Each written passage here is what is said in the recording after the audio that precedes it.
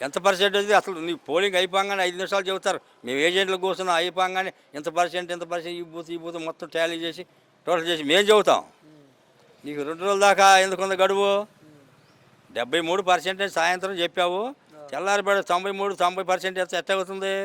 Rate తింటే 10, 100, 50, 200 మంది ఉంటారు మా ఉంటే. ఇంతెందుకు పెరుగుతుంది? సరే ఎక్కడేందుకు లొకేషన్ ఇక్కడ మా ఎక్కడ పెద్ద జరగల. నైటు ఏది ఈఎంలు కదా పని చేయకపోతే కొద్దిగా ఒకటారు జరిగినాయి, కానీ చక్కగా జరిగినాయి. 90 ఏళ్ళు మెజార్టీతో గెలిచా అన్నాడు. అసలు ఇవ్వాలి కాదు, ఆ తెల్లారి పెట్టమని బ్యాలెట్. 90 ఏళ్ళతో మళ్ళీ ఓడిపోతాడు. మోసం చేసి గెలిచినాయండి ఇవన్నీ. మరి ఎందుకు పెట్టవు?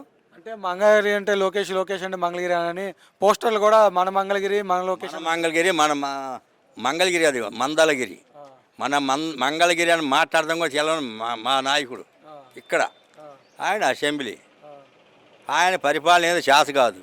పోయినసారి ఊరికిన మంత్రిగా వచ్చాడు, 3 పదవులు చేశాడు. ఇలా గెలిచాడు కాబట్టి మంత్రులు చేస్తున్నాడు. ఆల్రౌండ్ ఒక విద్యాశాఖ మంత్రి కాదు, అన్నింటిలో తలకాయ పెడుతున్నాడు, ఏళ్ళు పెడుతున్నాడు. వాళ్ళు ఎందుకు డమ్మీలు మిగతా వాళ్ళంతా. ఈయన చెప్పింది ఏదో. నిన్న కూడా నేను అంబటి రాంబాబు మీద జరిగిందంటే అది మాయ చేయడం కోసం డైవర్షన్ చేసి చేశారు.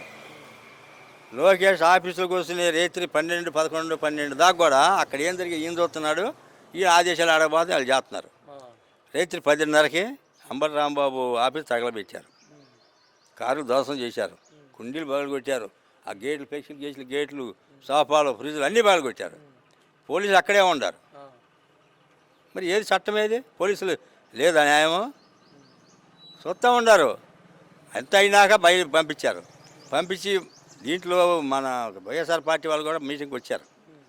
ఏదో మాట్లాడదాం సానుభూతి అని. వాళ్ళు గదిలో ఉంటే వాళ్ళని ఇది చేసి జాగ్రత్త తీసి వాళ్ళు పంపించారు. వాళ్ళు పోయినాక తగలబెట్టారు.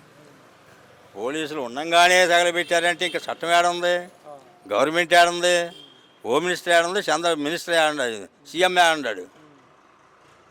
అంటే ఇంత అరాజకం ఎక్కడైనా జరిగింది? ఎప్పుడైనా మేము దగ్గర 60 సంవత్సరాల నుంచి రాజకీయాల్లో పాల్గొంటున్నాం. నా 16 సంవత్సరాల నుంచి వాల్ పోస్టులు అంటించేవాళ్ళని, ప్రచారం చేసేవాళ్ళని చేసి 57 తెలియదు, 57 తర్వాత 58 దగ్గర నుంచి మేము రాజకీయాల్లో ఉన్నాం. విద్యార్థిగా రాజకీయాల్లో ఉన్నాం, తర్వాత రాజకీయాలు చేసాం. ఇటువంటి అరాజకం ఎప్పుడు జరగలేదు.